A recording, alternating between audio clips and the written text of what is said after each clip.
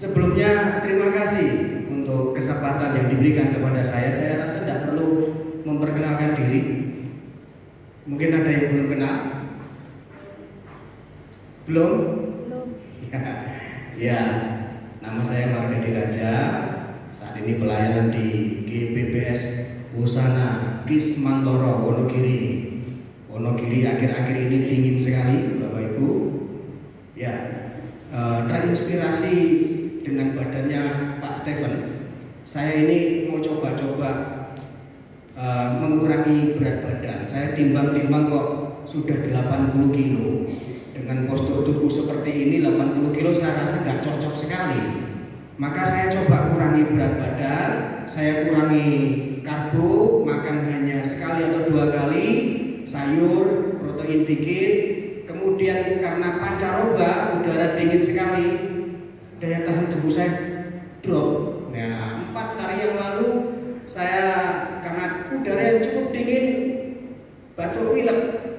Jadi mohon dimaafkan kalau ini mungkin ada agak terkendala, ada sedikit suara yang serak, ya mohon dimaafkan terlebih dahulu. Tapi puji Tuhan, saya hampir saja membatalkan pelayanan di tempat ini. Tapi puji Tuhan atas kemurahan Tuhan, saya doa dalam nama Yesus tetap kuat.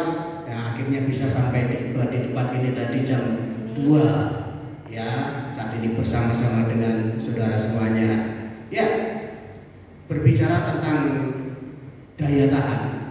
Saudara percayalah bahwa kehidupan akan menyediakan banyak hal yang gak terduga dalam hidup kita. Ada anugerah yang luar biasa yang bisa kita syukuri, yang gak terduga. Tetapi ada kalanya ada hal-hal masalah persoalan yang tidak kita sukai, yang gak terduga juga ada dalam hidup kita. Bisa terjadi. Bisa terjadi. Beberapa waktu lalu di Jawa Tengah ada hamba Tuhan senior, mungkin di antara saudara ada yang kenal, Bapak Pendeta almarhum Beni Kawoco dipanggil Tuhan. Dan ini gereja ini juga cukup cukup mengalami shock yang luar biasa. Karena sebelum awal-awal Covid melanda, ibu gembalanya dipanggil Tuhan. Kemudian Bapak Gembalanya Pak Beni sudah mulai kesehatannya menurun. Maka yang akan diproyeksikan menjadi gembala sidang selanjutnya adalah Bapak Pendeta Dr. Obaja Dani Pranoto. Ya, sudah diproyeksikan, dia dosen teologi, dia sudah pendeta yang luar biasa. Tapi ketika Covid tiba-tiba Tuhan berkehendak lain, dipanggil Tuhan. Cukup mengagetkan sekali, ya. Belum sampai terjadi pergantian kepemimpinan, tapi Tuhan sudah berkata lain. Gak lama kemudian, beberapa waktu lalu, beliau Beni juga dipanggil Tuhan. Nah, saat ini penggantinya adalah seorang wanita, anak kandung dari Pak Beni. Ya, intinya adalah jemaat gak siap dengan hal ini. Banyak jemaat yang gak siap dengan hal ini. Keluarga gak siap dengan hal ini. Kenapa? Ada kehidupan yang mengejutkan terjadi dalam kehidupan gereja ini. Nah, saudara yang dikasihi Tuhan, dalam hidup kita pun juga sama. Nah, ketika kita berhadapan dengan sesuatu yang mengejutkan, masalah, persoalan, penderitaan, kalau kita nggak punya daya tahan, kita bisa stres, kita bisa hidup dalam kekecewaan yang luar biasa. Kita hidup bisa mengalami sesuatu yang benar-benar tertekan yang sangat luar biasa. Itulah sebabnya daya tahan itu bukan hanya penting untuk kehidupan tubuh kita, tetapi rohani kita pun harus punya daya tahan yang luar biasa, sehingga kita ini mampu bertahan dengan berbagai peristiwa yang mungkin gak kita harapkan, tapi terjadi dalam hidup kita. Penting sekali punya daya tahan di dalam kehidupan kita. Saudara, tubuh yang gak punya daya tahan gampang sakit. Negara tanpa daya tahan maka akan diremehkan, maka mudah akan diserang. Ya, biaya terbesar negara salah satunya adalah untuk pertahanan, untuk militer. Kenapa? Orang pun tahu bahwa pertahanan, daya tahan itu penting sekali. Manusia tanpa daya tahan akan gampang kalah. Nah, persoalan gini, saudara yang dikasih Tuhan, percayalah, jadi Kristen saja belum tentu kemudian kita otomatis punya daya tahan yang hebat. Ada banyak kasus-kasus, saudara tentu pernah mendengar ada hamba Tuhan bunuh diri. Rick Warren, penulis yang luar biasa, hamba Tuhan yang luar biasa, punya anak, ini anak pendeta luar biasa, anak hamba Tuhan luar biasa, bunuh diri. Saudara, untuk itu mari bersama-sama pada sore hari ini melalui firman Tuhan ini kita akan belajar meningkatkan daya tahan rohani sehingga apapun yang terjadi dalam hidup kita, apapun yang terjadi dalam hidup kita, mau diserang dengan bermacam-macam persoalan, kita tetap kuat, kita tetap kokoh. Memang kita nggak harapkan, sekali lagi nggak ada manusia yang berharap ada persoalan dalam dirinya, nggak ada manusia yang berharap ada persoalan di dalam dirinya, pengennya semuanya mulus, itu harapan kita. Tetapi apalah daya kita ini manusia yang nggak bisa menolak akan hal-hal ini. Yang bisa kita lakukan adalah meningkatkan daya tahan kita. Saudara dikasih Tuhan, apa itu daya tahan? Daya tahan itu adalah kemampuan bertahan dalam terhadap semua pengaruh yang dari luar. Ya, daya tahan adalah kemampuan untuk menanggung kesusahan tanpa menyerah. Daya tahan adalah kemampuan ya tetap teguh di dalam penderitaan, kemalangan dengan tidak bersungut-sungut, dengan tidak kecewa, dengan tidak bahkan tidak sampai ada niat di dalam hati untuk tinggalkan Tuhan. Kebanyakan orang yang mulai sedikit demi sedikit meninggalkan Tuhan itu karena daya tahannya yang kurang di dalam dirinya. Maka untuk itu, saudara yang dikasih Tuhan, kita akan belajar dari satu tokoh Alkitab yang kita tahu bersama-sama dia punya daya tahan yang luar biasa, dan kita tahu bersama-sama yang dihadapi itu nggak mudah. Kita tahu bersama-sama persoalan yang dihadapi itu sangat luar biasa. Siapa dia? Ayub. Mari kita akan lihat kuncinya Ayub bisa bertahan dengan persoalan yang luar biasa itu apa. Mari kita akan belajar bersama-sama kenapa pribadi yang bernama Ayub ini dengan bertubi-tubi masalah yang terjadi, saudara, dalam waktu sekejap hartanya habis, anak-anaknya semua mati, ternak semuanya habis. Ya, dalam waktu sekejap tubuhnya yang sehat langsung diserang penyakit yang luar biasa mengerikan. Ya, ada satu yang masih tersisa, istrinya. Ada satu yang masih tersisa, itu istrinya. Dan saudara ketahuilah, ya, itu nggak dukung sama sekali. Dia ngomong seperti ini, masihkah kau bertekun dengan Tuhanmu? Sudah kamu hujat saja Tuhanmu, sudah kamu umpat saja Tuhanmu, supaya kamu juga mati, beres masalahmu. Saudara, perhatikan ini. Kok dia masih kuat? Ada teman-teman yang datang, yang awalnya mau nengok dia, ngasih penghiburan, lihat kondisinya Ayub, malah berubah pikiran, malah nuduh bahwa apa yang terjadi dalam dirinya itu karena salahnya dia. Saudara, dalam kondisi seperti ini ditinggalkan semuanya, kenapa kok dia masih bisa bertahan? Stresnya besar, ya. Apa yang dialami itu berat. Kenapa kok bisa bertahan? Saya percaya kalau itu dihadapi orang zaman now, zaman sekarang dengan tingkat stres yang sedemikian, saudara, bisa-bisa orang bunuh diri. Tapi kenapa dia bisa bertahan? Mari kita lihat, ternyata dia punya daya tahan yang luar biasa. Dan itu muncul diucapkan oleh Ayub dalam dialognya, di dalam tanya jawabnya, dalam perdebatannya dengan teman-temannya. Muncul satu statement yang luar biasa. Inilah kuncinya. Mari kita lihat bersama-sama di dalam kitab Ayub. Kita buka kitab kita.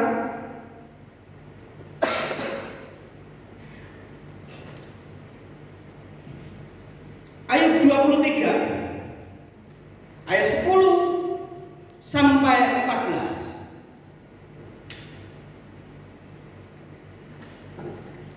Mari saudara kita buka bersama-sama kitab kita. Ayub pasal yang ke-23 ayat 10 sampai 14. Mari kita lihat bersama-sama, inilah statement Ayub yang merupakan ini kunci daya tahannya menghadapi bermacam-macam persoalan yang dihadapi. Perhatikan baik-baik, saya bacakan buat kita semuanya. Ayub 23 ayat 10 sampai 14. Karena ia tahu jalan hidupku, seandainya ia memuji aku akan timbul seperti emas. Kakiku tetap mengikuti jejaknya, aku menuruti jalannya dan tidak menyimpang. Perintah dari bibirnya tidak kulanggar, dalam sanubariku kusimpan ucapan mulutnya. Tetapi ia tidak pernah berubah. Siapa dapat menghalangi dia? Apa yang dikehendakinya dilaksanakannya juga.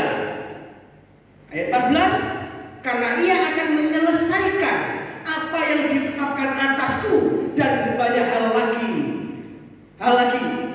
yang serupa itu dimaksudkannya. Saudara, mari kita akan bersama-sama lihat.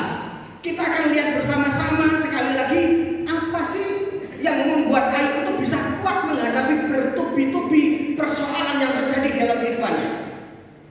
Bagaimana Ayub bisa bertahan di dalam penderitaannya? Saudara, mari perhatikan yang pertama, Ayub itu punya keyakinan bahwa Tuhan itu tahu jalan hidupnya. Dia punya keyakinan yang teguh bahwa Tuhan itu paling ngerti jalan hidupnya. Segala yang berat yang terjadi dalam hidupnya, dia tahu ini jalannya Tuhan. Di dalam menjawab tuduhan-tuduhan dari sahabat-sahabatnya, dia berkata, karena ia tahu jalan hidupku. Kalau aku diuji, aku akan timbul seperti emas. Mari perhatikan statement Ayub ini, dan mari ini jadikan sesuatu yang berharga dalam hidup kita, supaya kita kuat ketika berhadapan dengan pergumulan, berhadapan dengan persoalan, berhadapan dengan penderitaan. Saudara perhatikan, bukan berarti Tuhan jahat terhadapmu, bukan berarti Tuhan enggak adil terhadap engkau, bukan berarti Tuhan enggak bisa atur kehidupanmu. Orang lain dibuat baik, kok enggak Tuhan? Tapi Tuhan paling ngerti, Tuhan paling paham, Tuhan paling bisa tahu apa yang harus dia lakukan terhadap kita. Saudara, kita bisa berkemenangan seperti Ayub kalau kita punya keyakinan bahwa Tuhan itu paling tahu jalan hidupku. Orang boleh tuduh macam-macam, orang boleh hakimi aku begitu luar biasa, tetapi yang aku yakin adalah Tuhan ngerti jalan hidupku.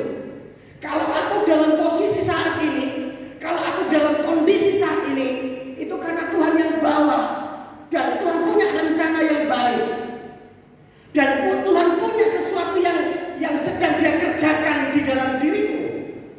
Saudara yang dikasih Tuhan, yang pertama, punyalah keyakinan bahwa apapun yang terjadi di dalam hidupmu itu jalannya Tuhan. Banyak orang jadi kecewa dengan jalan yang sedemikian karena dia nggak punya pengertian yang seperti ini. Banyak orang suka dengan janji-janji Tuhan, banyak orang suka dengan berkat-berkat Tuhan. Tetapi mari perhatikan baik-baik, cara kerja Tuhan itu selalu sama. Ada perintah, ada janji. Yang ditunggu itu pasti adalah janji berkat. Tetapi ada perintah terlebih dahulu. Saudara yang dikasih Tuhan, mari perhatikan ini baik-baik. Di dalam Mazmur 23, Daud mengucapkan satu hal yang luar biasa. Tuhan gembalaku, takkan kekurangan aku. Ia baringkan aku di padang rumput hijau. Ia segarkan jiwaku. Itu hal yang disuka. Itu hal yang kita harapkan. Tetapi muncul satu ayat yang lain yang berkata, sekalipun aku berjalan dalam lembah kekelaman. Loh, kok ada lembah kekelaman? Kenapa seperti ini? Berdasarkan pengalaman Daud sebagai seorang gembala, maka dia tuliskan Mazmur ini. Ya, saudara perhatikan baik-baik. Perhatikan ini baik-baik. Kenapa kok domba harus melewati lembah kekelaman? Sebab di ujung lembah kekelaman itu padang rumput hijau. Itu air yang jernih, itu air yang tenang. Kalau mau menikmati hal ini, ya Tuhan harus tuntun itu kita ke sana. Domba yang memahami bahwa Tuhan tahu jalan hidupnya, gak akan kecewa. Walaupun mungkin kita harus deg-degan jalan di dalam kondisi seperti itu, dia nggak akan kecewa. Dia tetap manut, dia tetap nurut, dia tetap taat untuk berjalan bersama dengan Tuhan. Dan saudara dikasih Tuhan, ketika Tuhan mengizinkan ujian terjadi dalam hidup kita, Ayub berkata, tujuannya adalah memurnikan kita seperti emas. Tujuannya adalah memurnikan kita seperti emas. Cara memurnikan emas, cara memurnikan perak itu sama. Saudara dikasih Tuhan. Suatu kali ada seorang ibu-ibu dengar firman Tuhan ini tentang memurnikan, dia datang ke tukang perak. Dia tanya sama tukang peraknya, Pak, Bang, gimana caranya untuk memurnikan sebuah perak sampai menjadi satu benda yang berharga? Ya nggak ada cara yang lain, cuma dibakar. Kalau kita ingin hidup kita semakin murni, semakin cemerlang di hadapan Tuhan, nggak ada cara lain. Nggak ada cara lain, ya dibakar. Dibakar. Ditanya lagi seorang ibu ini. Nah terus ketika dibakar itu, Anda di mana? Aku nggak kemana-mana, aku pegangi pakai alat. Saudara, ketika aku bertanya, Tuhan, ketika aku dimurnikan, Engkau di mana Tuhan? Enggak kemana-mana, dia nungguin kita, dia pegangin kita. Banyak orang khawatir ketika dalam kemurnian Tuhan, dia bertanya, Tuhan kok sepertinya Engkau diam saja? Iya memang diam saja, Tuhan nunggu tapi memegangi kita. Tuhan tahu jalan hidup kita. Ya, terus ketika nanti kapan berhentinya? Kapan berhentinya pemurnian itu? Kapan berhentinya? Nanti gampang itu. Kalau itu akan berhenti ketika aku itu, kata pengrajin peraknya, aku bisa ngaca dari perak itu. Bisa ngaca dari perak itu. Ada gambarku di situ. Oh, baru ini prosesnya berhenti. Sama. Saudara dikasih Tuhan, kapan Tuhan berhenti memurnikan kita? Kalau Tuhan bisa ngaca dengan hidup kita. Jadi perhatikan baik-baik, ketika Tuhan izinkan sesuatu yang berat terjadi dalam hidup kita, tetaplah yakin bahwa Tuhan paling tahu jalan hidup kita. Tuhan mengerti jalan hidup kita. Jangan pernah kecewa, jangan tinggalkan Tuhan. Yang kedua, membangun daya tahan supaya tetap kuat. Apa kunci yang dikerjakan oleh Ayub? Saudara yang dikasih Tuhan, ayat yang ke-11 berkata demikian. Kakiku tetap mengikuti jejaknya, aku menuruti jalannya dan tidak menyimpang. Yang kedua yang dilakukan oleh Ayub supaya dia tetap punya daya tahan yang luar biasa adalah berjalan bersama Tuhan. Kunci tetap kuat adalah tetap berjalan bersama Tuhan. Ikuti jejaknya, berjalan pada jalannya. Saudara yang dikasih Tuhan, berjalan bersama dengan Tuhan akan membuat kita kuat walaupun jalan yang kita lalui itu berat. Berjalan bersama dengan Tuhan itu akan membuat kita kuat walaupun, sekali lagi perhatikan, walaupun jalan yang harus saya alami, jalan yang harus saya lalui itu bukan jalan yang mudah. Asal bersama dengan Tuhan, aku pasti mampu mencapai tujuanku. Saudara yang dikasih Tuhan, mari bersama-sama kita pahami firman Tuhan ini. Kekuatan kita menghadapi perjalanan hidup kita itu adalah kalau kita ini jalannya sama Tuhan. Maka supaya kita punya daya tahan yang luar biasa, berjalan dalam kondisi yang gak enak sekalipun, kita tetap mampu, kita tetap kuat, adalah mari berjalan bersama Tuhan. Itu yang dikatakan oleh Ayub. Ayub berkata dengan jelas sekali, jalannya aku ikuti, jejaknya aku ikuti. Step by step bagaimana Tuhan berjalan, aku mau tiru itu. Saudara yang dikasih Tuhan, perhatikan sekali lagi, selama kita berada di dalam jalannya Tuhan, mau itu berat, mau itu susah, mau itu gelap, mau itu gak enak, asal ada Tuhan di situ, jangan pernah takut. Jangan pernah ragu. Pasti kita mampu melewatinya. Sekali lagi kalau kita melihat di dalam kitab Mazmur pasal yang ke-23, Daud berkata, sekalipun aku berjalan dalam lembah kekelaman, aku tidak takut bahaya. Sebab apa? Gadamu dan tongkatmu. Saudara dikasih Tuhan, penyertaan Tuhan tidak akan membuat kita celaka. Ketika Tuhan menyertai kita, jalan yang berat yang harus kita tempuh, jalan yang berat yang harus kita lalui tidak akan membuat kita celaka. Bukankah Mazmur juga berkata, Tuhan menetapkan langkah-langkah orang yang hidupnya berkenan kepadanya. Apabila ia jatuh tidak akan sampai tergeletak, sebab tangan Tuhan menopangnya. Saudara dikasih Tuhan, beberapa waktu lalu, 2 minggu lalu kalau tidak salah, pulang dari pelayanan di tempat lain, saya naik motor jadul, motor Supra jadul. Ya, saudara, karena bensin mau habis, ada mini pom, saya mau ngisi di situ. Kebetulan itu baru dicor, masih ada pasir-pasir. Saya coba rem, ternyata malah jalannya nggak stabil, saya jatuh. Cukup keras sebetulnya. Cukup keras. Saya heran, biasanya itu daerah kampung, itu daerah desa, orang jatuh pasti banyak orang yang dekat. Gak ada yang mendekat, saudara. Gak ada yang nolongin. Saya tengok ternyata gak ada orang memang. Waduh, dalam nama Yesus gak terjadi apa-apa. Karena sorenya nanti saya masih harus pelayanan. Saya bangkit gak jadi isi bensin. Saya langsung bablas. Ya, puji Tuhan gak sakit, tapi malu. Ya, saya lebih takut malu daripada nanti ditolongin orang, karena orang desa itu pasti akan nyebar kemana-mana. Oh, Pak Pendeta habis jatuh ya, malah ditengokin orang. Puji Tuhan, saya tahu jatuh saya cukup keras, tapi ya puji Tuhan, hanya spion aja yang bautnya longgar, tapi lebih dari itu nggak terjadi apa-apa. Saya tahu lutut saya terbentur dengan cukup keras. Saya cek juga nggak terjadi apa-apa. Nah, ini bukti penyertaan Tuhan. Salah satu hal yang kecil saja, bahwa Tuhan itu selalu topang kita. Ingat baik-baik saudara, selama kita berjalan dengan Tuhan, perlindungan, kuasanya, mujizatnya akan menyertai kita juga. Jadi, apapun yang terjadi dalam hidup kita, tetaplah jalan di dalam jalannya Tuhan.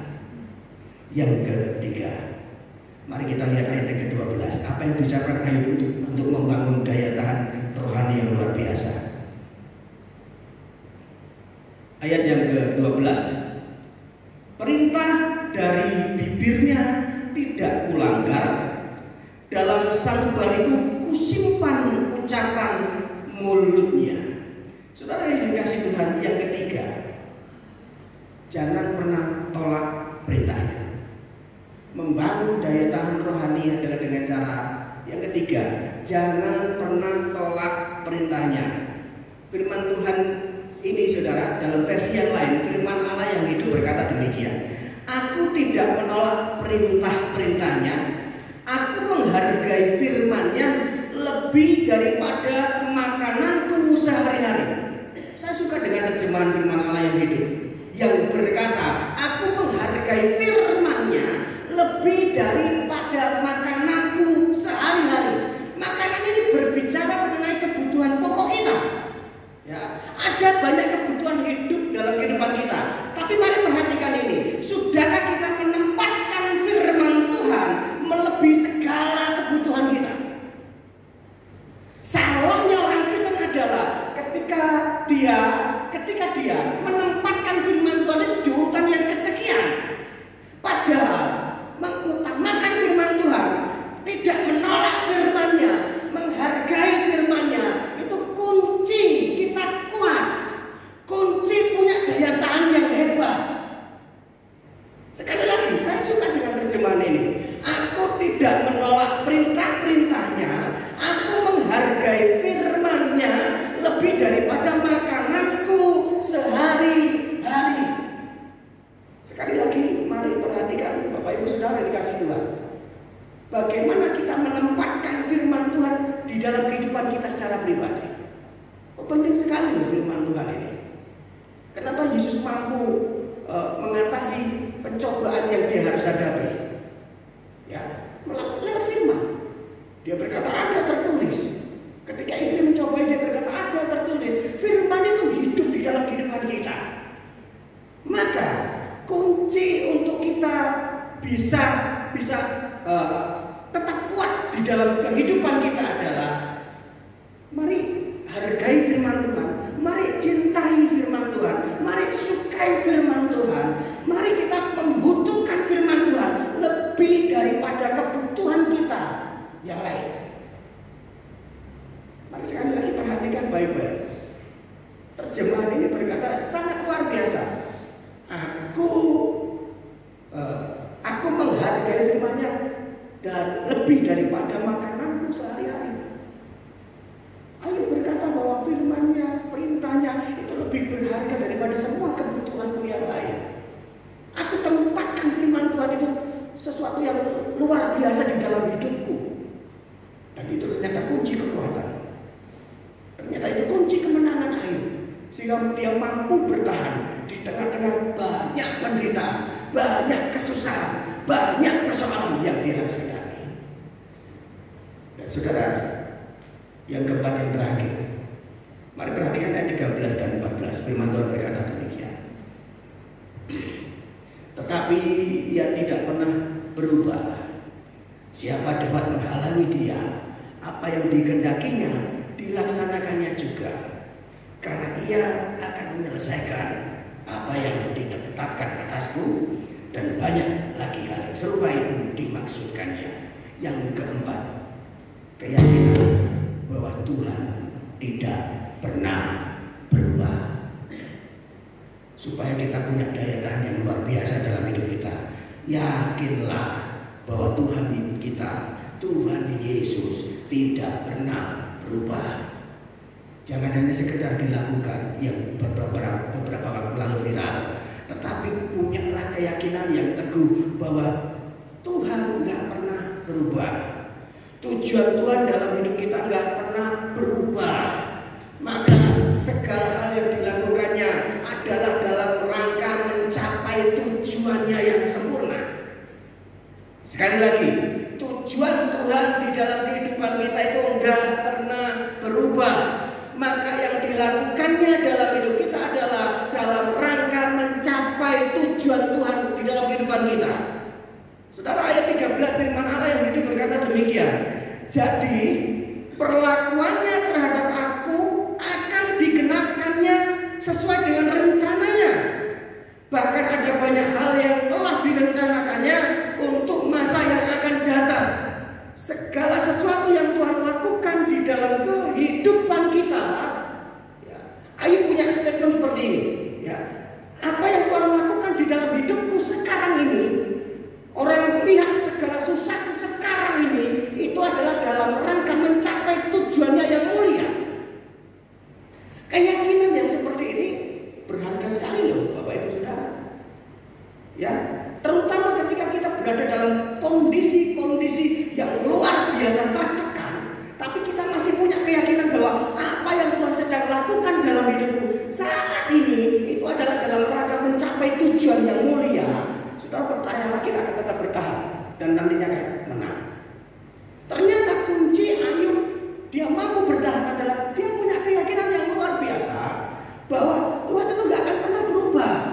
Manusia boleh nilai aku macam-macam, manusia boleh hakimi aku luar biasa, tetapi tujuan Tuhan terhadapku itu gak akan pernah berubah. Nanti satu ketika tujuannya akan digenapi dan Tuhan akan permuliakan kehidupanku, dan itu terbukti di dalam pasal-pasal yang terakhir. Tetapi untuk mencapai pasal yang terakhir itu, saudara ingat baik-baik bahwa pasal-pasal ini yang kita bahas ini masih di tengah-tengah, bukan? Ternyata keyakinan ini yang diungkapkan kepada sahabat-sahabat yang sedang menyerang dia itu dipegang teguh oleh Ayub. Itu yang membuat dia punya daya tahan yang luar biasa. Kita nggak tahu apa yang terjadi hari-hari yang akan datang. Kita nggak tahu apa yang terjadi nanti ke depan seperti apa. Tetapi ketika kita punya daya tahan yang luar biasa, saudara yang dikasih Tuhan, percayalah kita tetap survive, kita mampu berdiri, kita akan tetap tegak, dan nantinya kemenangan terjadi dalam kehidupan kita. Yang terpenting adalah tetap kuatkan diri kita, tetap bangun daya tahan yang luar biasa, ya, sampai nanti Tuhan membuat rencananya berhasil dalam kehidupan kita. Ya, ini suara saya sudah semakin habis. Saya rasa saya juga harus akhiri firman Tuhan. Saya mengundang pemain musik untuk maju ke depan. Kita datang kepada Tuhan bersama-sama. Haleluya.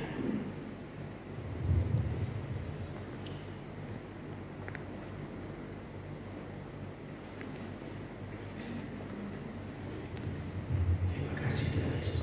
Kekuatan di hidupku.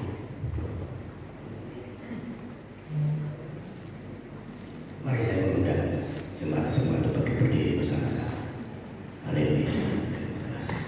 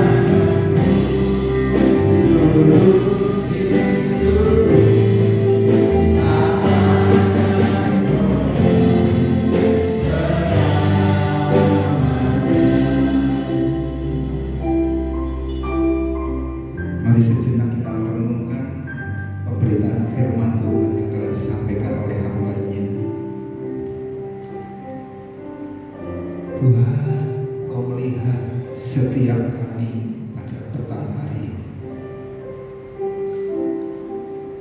Haleluya. Haleluya. Mari sejenak kita mengevaluasi hidup kita. Kita mau meneladani seperti tokoh di Alkitab, yaitu Ayub. Gimana dia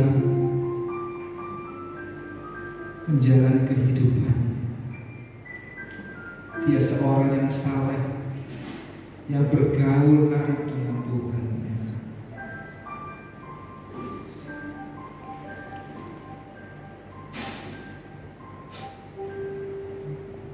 Seperti kita ketahui, saat kita membaca ayat firman Tuhan,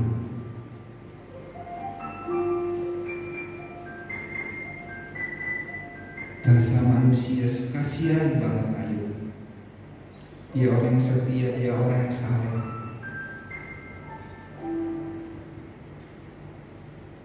Tapi kita bisa belajar dari Ayub dalam menjalani kehidupan di dunia ini, di akhir zaman dan zaman akhir ini.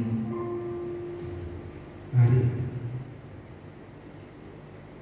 kita bisa mempunyai daya tahan tubuh, daya tahan rohani yang kuat di dalam Tuhan, agar kita tidak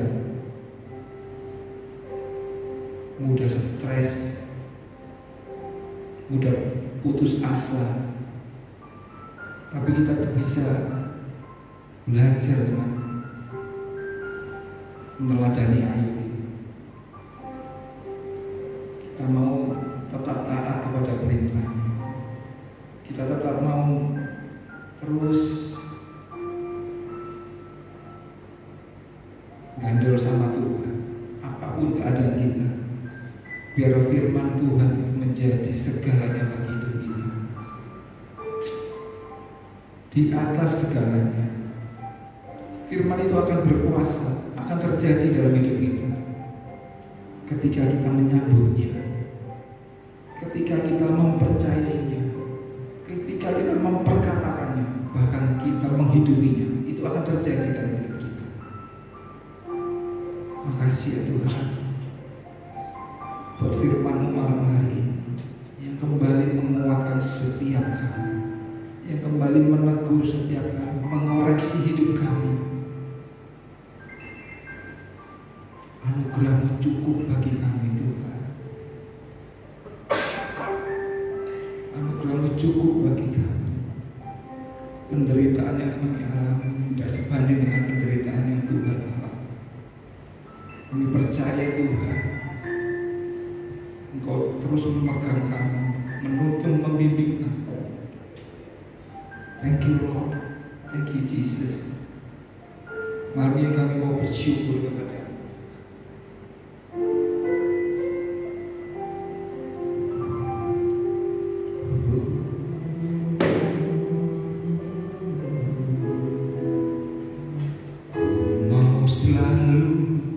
Bersyukur kepada-Mu Tuhan, anugerah-Mu mempesonaku,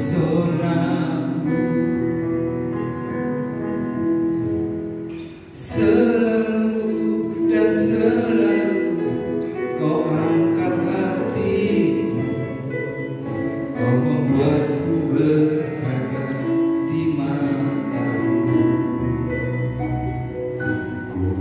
Selalu bersyukur kepada-Mu Tuhan, anugerah-Mu mempesonaku,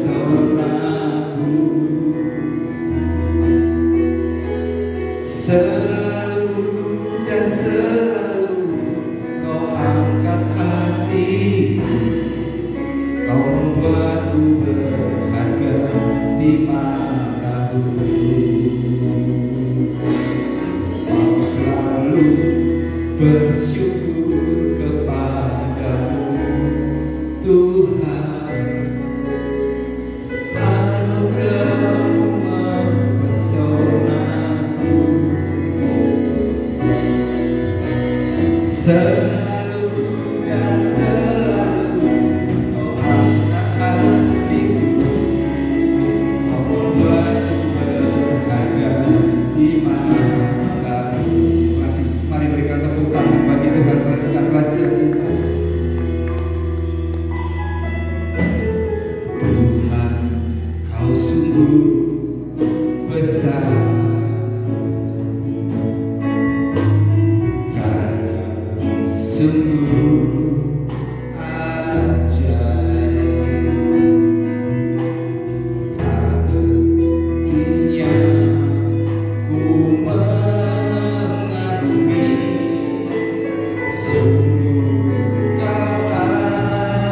ajaib, Tuhan kau sungguh besar, Tuhan kau sungguh besar.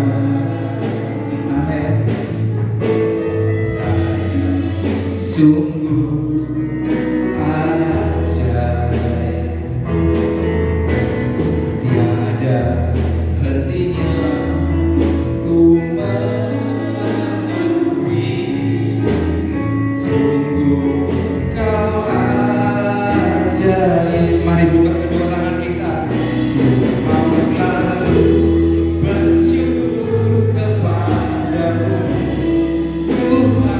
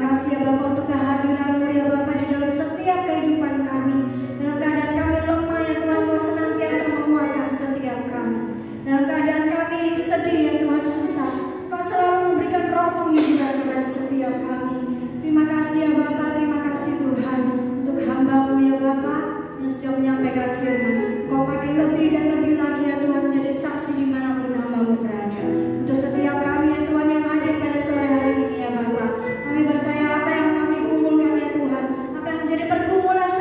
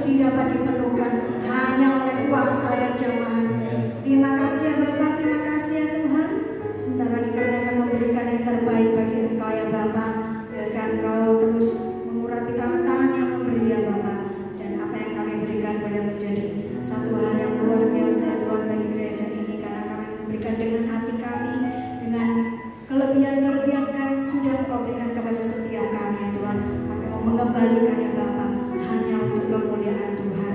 Terima kasih Bapa yang sudah diberkati, sama-sama katakan amin. Ya, tepuk tangan buat Tuhan kita. Haleluya. Atas nama Gembala Kursi Dewasa Muda sama wakilnya. Terima kasih buat Pastor Marga Diraja sudah memberikan berkat firman Tuhan di tempat ini. Tuhan Yesus memberkati. Cepat sembuh ya Pak. Supaya bisa lancar lagi ya. Kita akan lihat pengumuman sepekan gereja ini. Bisa?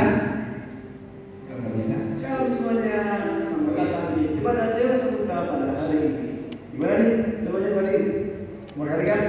Nah, jadi saya mewakili seluruh jemaat Gereja Sekali Asing mengucapkan terima kasih kepada pembicaranya yang Tuhan menyampaikan firman-Nya pada hari ini. Semoga firman yang disampaikan tadi bisa menjadi berkat dan menguatkan bagi pendengar sekalian. Berikutnya saya menyampaikan pengumuman untuk satu pekan ke depan.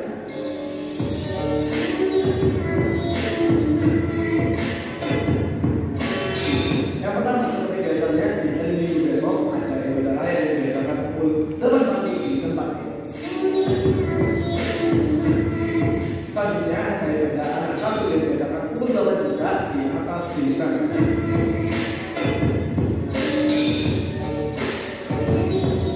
Selanjutnya ada ibadah gym yang diadakan tiap pukul 10 pagi di atas sana. Jadi buat teman-teman semua jangan lupa cek ya.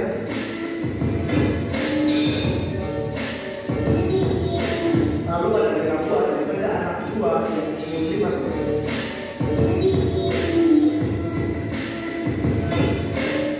Lalu ini juga ada doa malam yang diadakan tiap hari Kamis pukul 7 malam. Di sana kita bisa bertemu bersama di dalam doa dan juga pembina.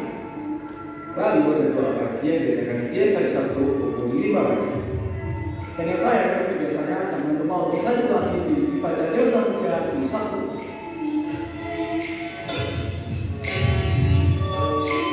Sekian pengumuman dari saya. Tuhan Yesus memberkati.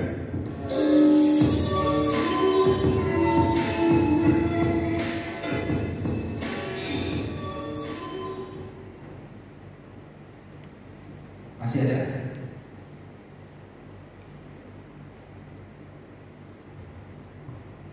Ya, besok ibadah raya dilayani oleh Pastor Marga juga di tempat ini ya, jam 8 pagi akan bisa hadir. Kemudian Sabtu depannya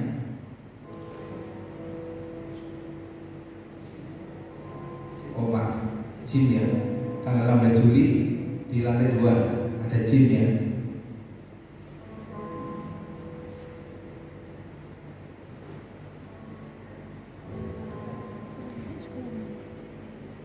Ya, Sabtu depannya kita dilayani oleh Pastor Iwan. Rekan-rekan bisa hadir, ajak teman-teman yang muda, yang berjiwa muda boleh bergabung bersama dengan dilayani oleh Pastor Iwan. Ya, saya kira ada orang lain, langsung aja untuk pujian persembahan panggilan sampai sini.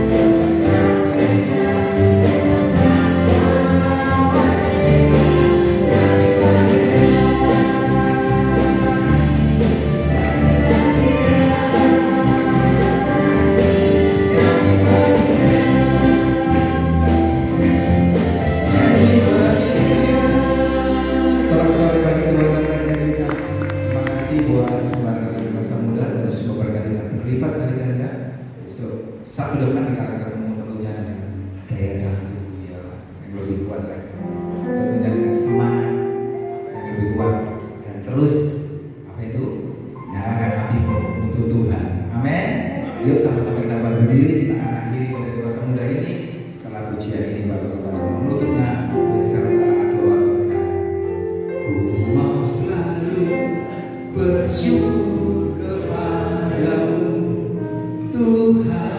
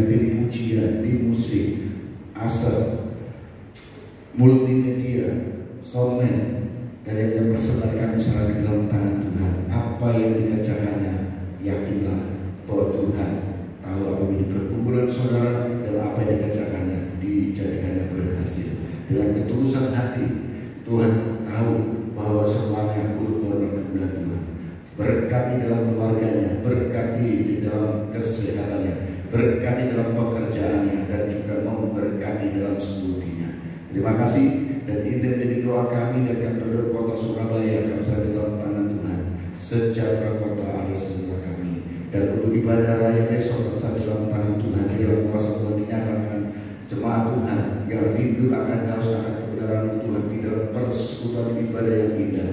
Mereka boleh digerakkan hatinya untuk datang berdiri, untuk beribadah bersama dengan kami, mendengar firman Tuhan, belajar kebenaran firman Tuhan, memuji menyembah Tuhan, dan mendapatkan suatu penghiburan, kuasa, kekuatan daripada Tuhan.